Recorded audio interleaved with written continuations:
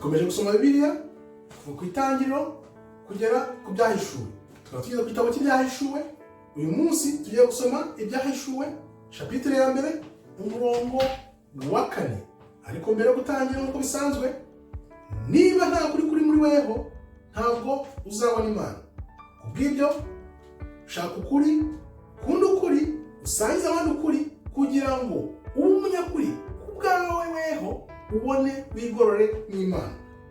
Tuzi neza igitabo cy'ibyahishuwe kivuga ku kugaruka k'umwami wacu Kristo Yeshua HaMashiach.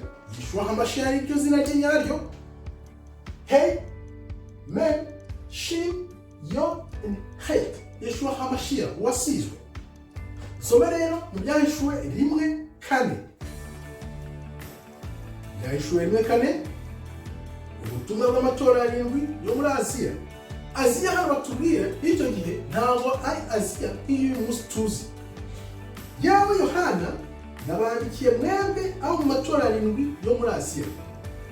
Ubuntu bwe muri mwe n'amahoro biva ku Mana iriho kandi yahozeho kandi izahoraho, biva no ku myuka 7 iri imbere yayo. Imyuka 7 iri imbere y'intebe y'Imana niyo Kristo azavamo, kuko afite iyo myuka yose 7 iri imbere y'intebe y'Imana, ayifite yose kuko ari Imana. Kristo yahozeho, ariho kandi azagaruka nk'uko tugiye kubibona. Impamvu azagaruka ni iyi. Nukubera iki Kristo agomba kugaruka? Nukubera ko ni mishpa mu Giheburayo. Mishpa mem shin bet na ay. Bivuze iki?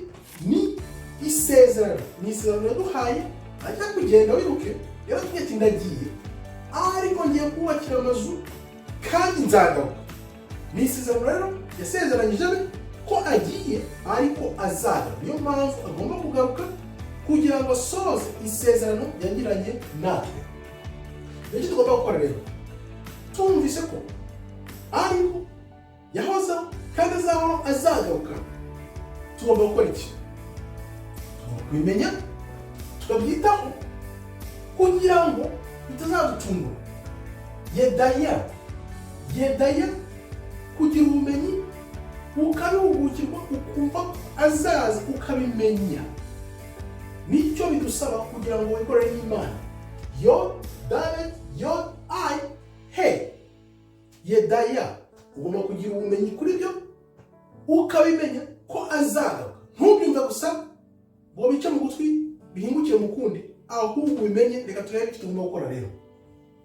Niki tugomba gukora rero tubimenye? Twumvise ko yahozeho, ariho kandi azagaruka, kandi aho tugomba kugira ubumenyi. Niki tugomba gukora? Tugomba kubibika mu mitima yacu. Levavot mu Giheburayo ni ukubika mu mitima yacu. Lamed, vet, vav na tav. Bibike mu mutima wawe. Moshot bibike mu bwenge bwawe, mu bwonko bwawe. Ubibike mu mutima no mu bwonko bwawe. Mem, vav, vav, tav. Moshot mu bwenge bwawe. Ushyire ku mutima. Levavot, moshot mu bwenge bwawe. Bimenye, ubyige, bihugukirwe, bitazagutungura. Ubibike mu mutima wawe. Levavot no mu bwonko bwawe. Moshot ubibike neza, ubyiteho umunsi ku munsi kugira ngo uhore witeguye. Nuko rero ugomba kwigora n'Imana kugira ngo Kristo nagaruka azasange witeguye, warabyize, warabyumvise, uri mu mwuka nawe witeguye kwakira ubugingo buhoraho, kuko ari byo azaza aje kudutwara kugira ngo tubeho ubugingo buhoraho. Ntuzatungurwe rero, bimenye, ubyige, ubyiteho, ubibike mu mutima wawe no mu bwenge bwawe kugira ngo naza ntuzatungurwe. Murakoze rero, Imana ikomeze ibarinde. Shalom.